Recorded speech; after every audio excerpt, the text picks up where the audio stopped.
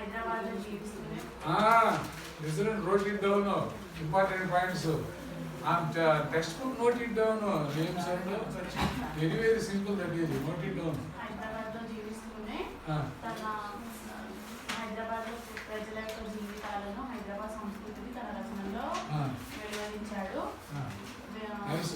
కేశవ స్వామి రాసిన కథలన్నీ తెలుగులో ఉంటుంది. వీటికి తెలుగు సాహిత్యంలో ప్రత్యేక స్థానం ఉన్నది. నెల్లూరి కేశవ స్వామి ఎన్నో రచనలు చేశారు. వాటిలో కొన్ని మాత్రమే ఉన్నాయి. పసిడి బొమ్మ ఈయన తొలి రచన. ఇది ఆగస్టు 1969లో వెలువడింది. ఈయన రెండో రచన రెండో కథా సంకలనం చార్మినార్. 11 కథా సంపుటాలు ఉన్నాయి. అందులో వంశాంకురం, యుగాంతం, యూనియాప వంటి మొదలైనవి. యుగాంతం గురించి సొమ్ముకి చెప్పాలి. మెయిన్ యుగాంతం గురించి చెప్పాలి. అర్థమైనా? యుగాంతము ఒక్క యుగాంతానికే ఆయనకే జాతీయ అవార్డు వచ్చేది. ఇవన్నీ రాగిపోయినాడు. కానీ ఆ రోజుల్లో ఎవరు పట్టించుకోవాలి. ప్రముఖ కవి. అర్థమైందా? చెప్పు. యుగాంతంలో ఒక యుగం అంతమయ్యి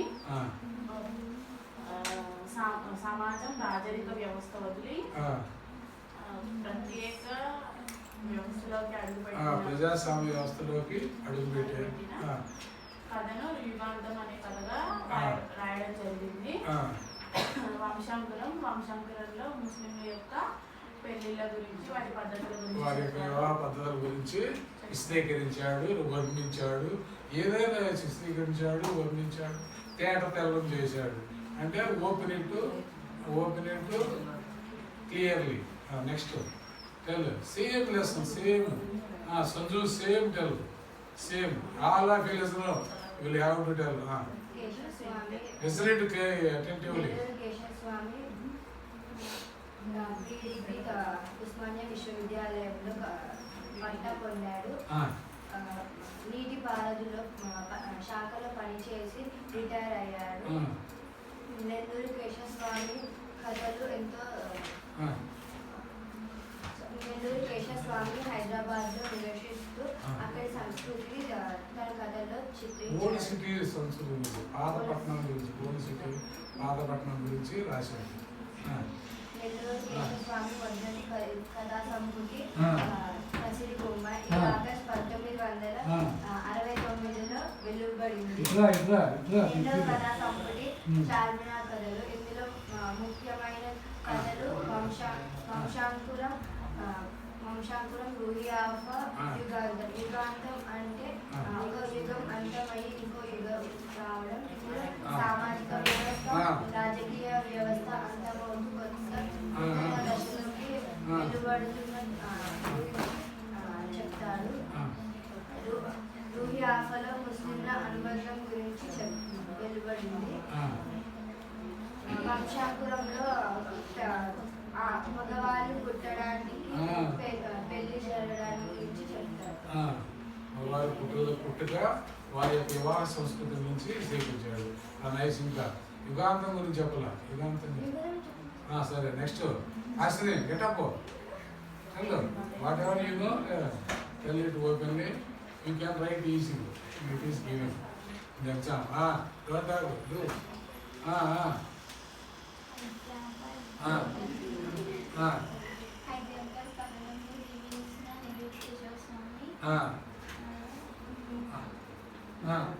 నిజాం కాలేజ్లో ప్రీ డిగ్రీ చదివి ఉస్మానియా విశ్వవిద్యాలయంలో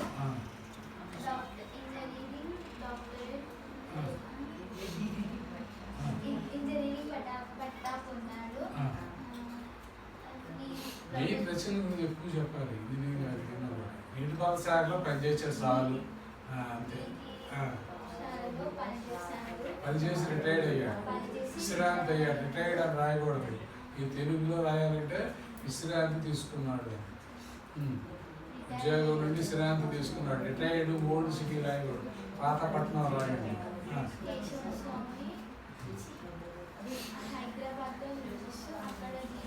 అక్కడ పాతపట్నం గురించి ముస్లిం జీవన నిర్మాణం గురించి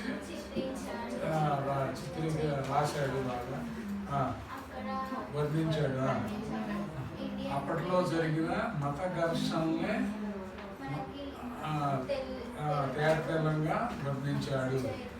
మతాల యొక్క కలహాలు, హిందూ ముస్లింల కలహాలు. ఈయన ఏమేమి రాశాడు? ఫస్ట్ ఏంటి? పసిడి బొమ్మ.